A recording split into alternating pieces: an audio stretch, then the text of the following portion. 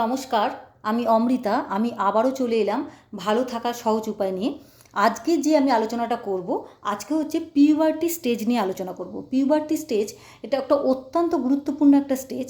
তা এই স্টেজ নিয়ে আমি আজকে কেন আলোচনা করব, কারণ আমাদের ধারণাটা একটুখানি পরিবর্তন করতে হবে। প্রথম কথা বলি, পিউবার্টি স্টেজ কী। পিউবার্টি স্টেজ হচ্ছে মেয়েদের ক্ষেত্রে আমরা যেটা ধরি যে 8 থেকে 13 বছর বয়স পর্যন্ত সময়টাকে আমরা পিউবার্টি স্টেজ বলি, আর ছেলেদের ক্ষেত্রে 9 থেকে 14। যেহেতু ছেলেদের ম্যাচুরিটি একটু পরে হয়, তাই ছেলেদের ধরা হয় 9 থেকে 14। এবারে এই স্টেজটা নিয়ে আমি আজকে কেন আলোচনা করব, তার কারণ হচ্ছে এই ধারণাটা আমাদের একটুখানি পরিবর্তন করতে হবে। কীরকম, যে এটা একটা বাবা মার ক্ষেত্রে এবং বাচ্চার ক্ষেত্রেও বর্তমানে কিন্তু এই সময়টার একটু পরিবর্তন হয়েছে। কীরকম, যে আমরা তো এটা জানছি যে পিউবার্টি মেয়েদের ক্ষেত্রে 8 থেকে 13 এবং ছেলেদের 9 থেকে 14।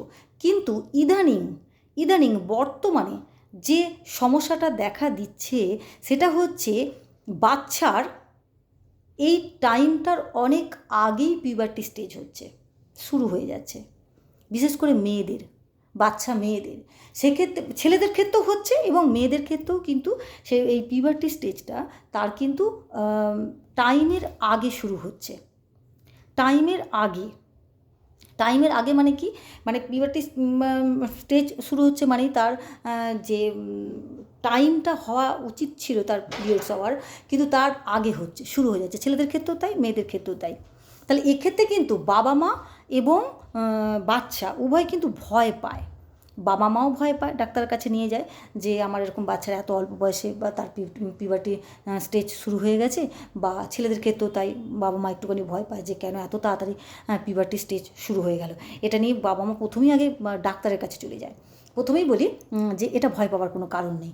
এটার কেন কারণ, তার কারণটাও আমি এক্ষুনি বলছি, যে কেন আগে শুরু হচ্ছে, কেন এতটা আগে। অনেকের আবার 2-3 বছর, অনেকে 4 বছর আগেও শুরু হয়ে যাচ্ছে পিউবার্টি স্টেজটা। তাহলে সেক্ষেত্রে বাবা মা এবং অভিভাবক উভয়ের ক্ষেত্রেই কিন্তু ভয় পাওয়ার কোনো কারণ নেই।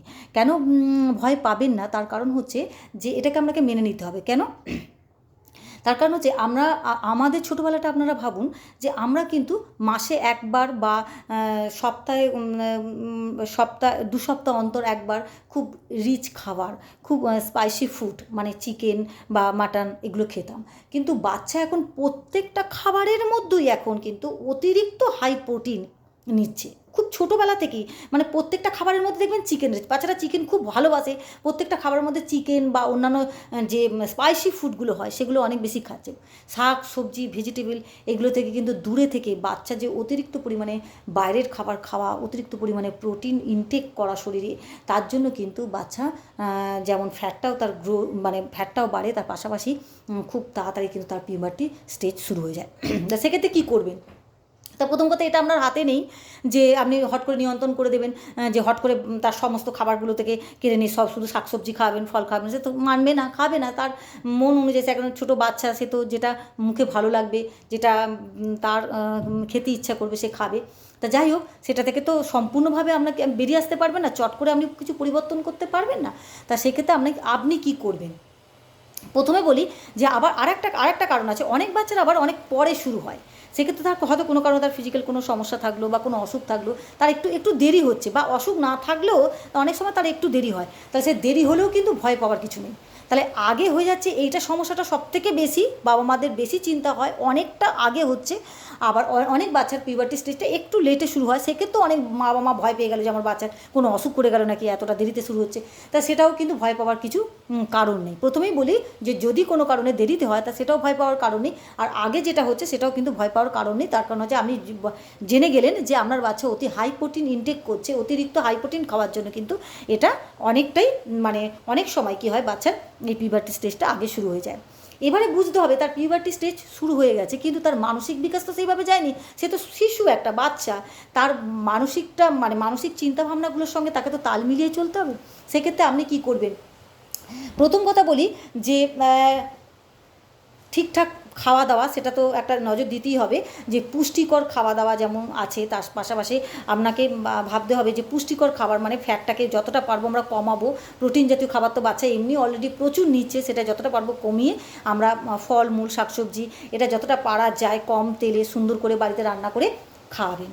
আচ্ছা, বাইরের খাবারটা যতটা পারবেন কম করবেন।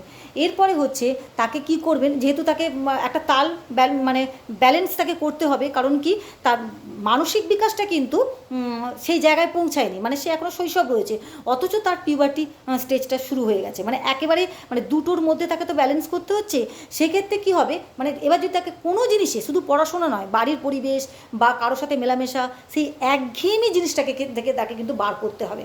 একঘেয়েমি জিনিস মানে কোনো জিনিস যেন কন্টিনিউয়াস না চলে। যদি পড়া হয় সেই পড়াটা একঘেয়েমিভাবে একইভাবে কন্টিনিউয়াস তাকে চাপ দিয়ে পড়ানো, কন্টিনিউয়াস তাকে একটা প্রেশার ক্রিয়েট করে এইভাবে পড়ো এইভাবে পড়ো এইভাবে চলো, তাহলেও কিন্তু সে কিন্তু ওই ব্যালেন্সটা কিন্তু আর রক্ষা করতে পারবে না। তার মানে কী করতে হবে, তাকে একঘেয়েমি যে জিনিসগুলো তো আর লাগছে একঘেয়েমি থেকে তাকে বেরিয়ে আসতে হবে।